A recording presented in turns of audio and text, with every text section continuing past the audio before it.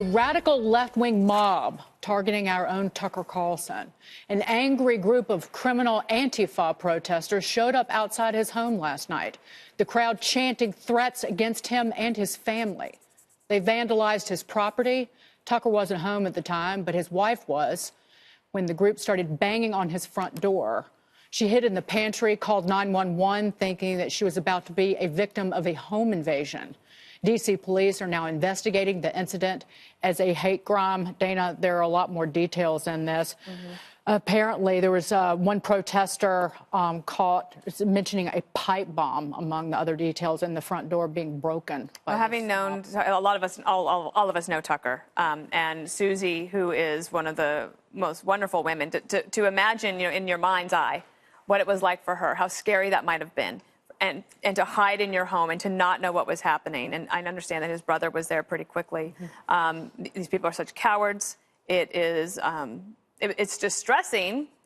And I know that if it was the other way around, that if somebody on the left that had a talk show had this happen to them at their house, Tucker Carlson would be the first to defend them and to defend them strongly, and hopefully other people will. I do want to mention that Fox News, the CEO, Suzanne Scott, and the president, Jay Wallace, had put out a statement saying how reprehensible it was, and that we as a nation have become far too intolerant of different points of view, and that recent events across our country clearly highlight the need for a more civil, respectful, and inclusive national conversation.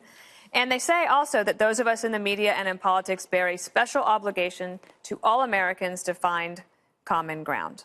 That was their statement today. How do you put a stop to it, though? Well, I think it was Kilmeade, because his book got knocked off by. Here's the thing: you can't tell your followers to confront people and get in their faces. I am glad that other talk show hosts actually have come out and said this is bad. But I do think one way to tamp down all of this is for everybody to put politics back in the box where it belongs. We are letting people dictate where politics can go, to restaurants, to entertainment, movies, television. The one thing is, I can say that, and Juan and I can agree, politics is not part of your family. It's not part of this. But the people in the street that were at Tucker's house, they're never going to listen to us because they don't have a life. Their life is this. Their life is antagonism. So we can say we got to tamp this down and be calm, but it's going to fall on deaf ears. Sadly. I think a lot of it is rage, and so people get incited and they decide they're going to take it in their own hands. And so even though we may be having a legitimate argument or debate here on Fox or any cable station, I think there are people who then get over themselves, overly excited, and then become threatening and think it's legitimate to go to someone's house. Well, how illegitimate, how ineffective. In fact, it has the contrary effect. I think it gives people who support whatever you don't like about what Tucker is saying, it gives them ammunition then to redouble and to feel some moral superiority to you as the protester. And I think it's so key that other people in our business have rallied to Tucker's side. And remember, not everybody agrees with Tucker, but here, keep this in mind. Don Lemon, someone was arrested, an Arkansas man, for dozens of threats against Don Lemon. Don Lemon and Tucker Carlson couldn't be more opposite on issues like diversity and immigration. But what do you see? Now they have something in common, which is common indecency of people threatening you because you're on television making a statement. By the way, I get this. I tell you, I don't like death threats, and I've seen them from both sides. I don't like it. I don't like being trolled. I don't like being attacked. My books, my writing, I can't stand it. But I just think this is where we have gone as a country. And this moment with Tucker is a moment that we need to seriously absorb and know that this is the time to stop, especially before we get into the 2020 cycle. Well, Hillary said the resistance would stop being so uncivil once they won the House. I guess these people never got that memo. There's two things going on here. One, the state of activism in America today, there's no huge civil rights struggle. There's no draft. There's nothing that threatening going on in American society. The economy's humming.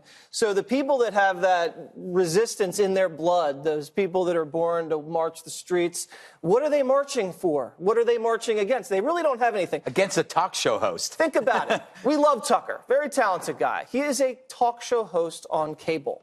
He is not the leader of a mass armed resistance that's taking away everybody's rights. So let's just put it in perspective. The other thing going on here is this. When you're surrounding someone's homes, you've lost the intellectual argument. Tucker Carlson makes pretty well thought out intellectual arguments about immigration, about tearing down monuments, about trade, political correctness, and he does it in a very thoughtful way. The people that disagree with him can't make that intellectual argument. So what they do, they're reduced to surrounding his house and chanting. And that is so uncivilized in this country. We don't live in the dark ages where you rush a house with a pitchfork. These people should man up, stop being such infantile. They should be people. arrested, too. And actually, if you disagree with someone, there's avenues and institutions in this country where you could get heard. Dana made the point. You arrest them, you charge them, and you throw them in prison, period. And by the way, Kilmeade, he's hosting Carlson tonight. I know. But Ooh, Tucker, do you think that was a coincidence? Tucker, to be clear, Tucker had a scheduled evening off. Yes. He's going to be calling in. So I've been told. Excellent. So you must tune in.